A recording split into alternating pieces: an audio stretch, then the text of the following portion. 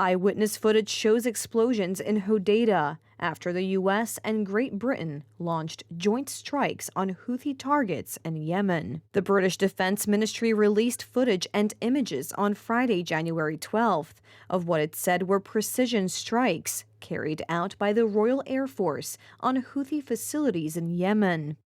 The U.S. and Great Britain conducted the strikes in Yemen before dawn Friday in response to the group's attacks on ships in the Red Sea, raising fears of an escalation of conflict in the region. U.S. President Joe Biden confirmed Thursday that the U.S. and its allies have conducted targeted strikes against a number of targets in Yemen used by the Houthis. British Prime Minister Rishi Sunak confirmed on Friday that the Royal Air Force has carried out targeted strikes against military facilities used by Houthi militants. Yemen's Houthi group said on Friday that 5 of its fighters were killed during the US-UK airstrikes on 73 targets in the capital, Sana'a, and the 6 governorates of Hodeidah, Sada, Damar, Taiz, and Haja under its control, adding that 6 others were injured. The strikes are the first on Yemen's territory since 2016 and also mark the first military intervention by the U.S. in reaction to drone and missile attacks on commercial ships since Israel's bombings on Gaza started in October. China media group correspondent Hassan Bamashmuz said the raids lasted about 10 minutes, but longer in the port city of Hodeidah with greater intensity. The airstrikes mostly targeted the periphery of cities, with explosions heard in downtown areas, but have yet to affect the core downtown areas and densely populated residential areas. Saudi Arabia called for restraint and avoiding escalation. The escalation of the Red Sea situation is the spillover result of this round of Palestinian-Israeli conflict. The Houthi group, as a strong supporter of the Palestinians, has taken military actions against Israel, including missile and drone attacks on Israel and Israel-linked or Israel-bound ships in the Red Sea. On Wednesday, the Houthis claimed responsibility for launching 18 bomb-laden drones and 3 missiles at U.S. Navy ships stationed in the Red Sea in retaliation for the killing of 10 Houthi fighters on 3 small boats last week. The Houthis control large swaths of northern Yemen, including the capital Sana'a and the strategic port city of Hodeidah on the coast of the Red Sea, where up to 12% of world trade passes through. U.S. President Joe Biden said Washington will respond to the Houthis if they continue behavior that he called outrageous. The White House said earlier on Friday the U.S. does not want war with Yemen, but will not hesitate to take further action. Say that again? Bombing the Houthis if the attacks don't stop. Will you continue with the strikes, sir? We will make sure that we respond to the Houthis if they continue this outrageous behavior, along with our allies. Do you have confidence in Secretary Austin? I do. I'm sorry. Was it a lapse in judgment for him not to tell you earlier? Yes. Are we in a de facto proxy war later on? Say again? Are we in a de facto proxy war? No. Iran does not want a war with us. Are you going to call the Houthis a terrorist group, sir? I think they are. Were the strikes successful last night, sir? Yes. I don't think there's any civilian casualties. That's another reason why it's a success. Tens of thousands of Yemenis gathered in several cities on Friday to protest against the airstrikes launched by the U.S. and Great Britain. Crowds under Yemen and Palestinian flags gathered in Hodeidah, Taiz, and Aden to condemn the U.S. and British strikes and to reaffirm their support for Palestinians.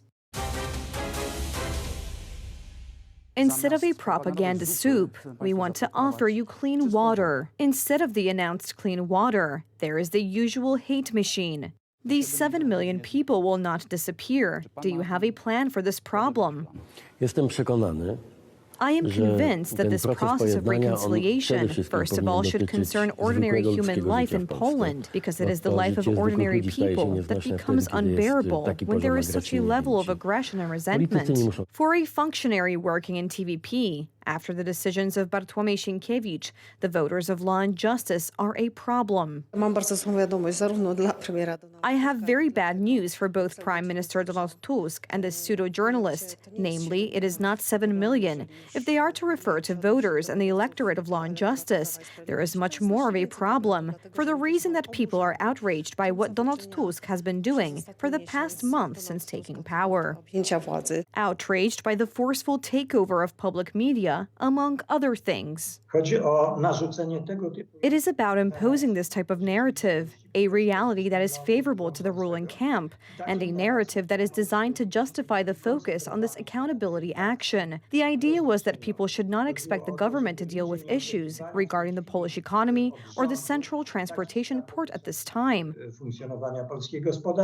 The interview was conducted in a favorable narrative for Tusk, which was jointly conducted by 3 TV stations. The mandates of these 2 deputies have expired. Therefore, there is no room for negotiation here. Instead of questions about his promises, such as 60,000 tax-free amount, 0% credit, or fuel at 5 zloty, there were questions in which Tusk could repeat his government's narrative, such as not recognizing Julia Przyłębska as president of the Constitutional Court. In my opinion, this strange verdict by Ms. Przyłębska is not binding, but there are other ways to pursue such legal responsibility for Mr. Glapiński for what he did as president of the National Bank of Poland, and we will find those ways. Please go ahead. Ask why the Minister of Justice, the Prosecutor General, decided to take such a step, and what is the legal authority for his decision.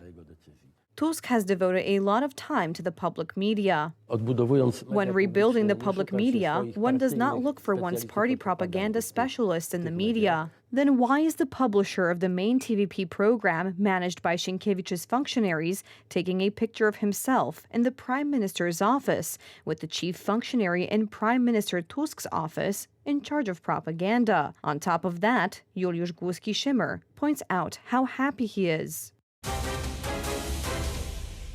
Kyiv residents took shelter in subway stations as Ukrainian officials said the country suffered a massed Russian missile attack in the early hours of Saturday, January 13th. People settled on mats and sleeping bags on subway station floors, waiting for the air raid siren to end. Air defenses shot down Russian missiles in at least 5 regions across Ukraine, according to local officials from those provinces. However, no details were given on whether any targets were hit, and far less information about the attack than usual was provided by officials. Ukraine's Air Force warned during the attack that Russia had fired Kinzhal missiles, perhaps the hardest conventional Russian missile to shoot down, moving at several times the speed of sound. French Foreign Minister Stéphane Séjourné promised continued backing for Ukraine and support for defense manufacturing cooperation in Kyiv on Saturday, his first official visit in his new role. Kyiv is seeking to maintain flows of military and financial aid from its Western allies after nearly 2 years of fighting off a full-scale Russian invasion.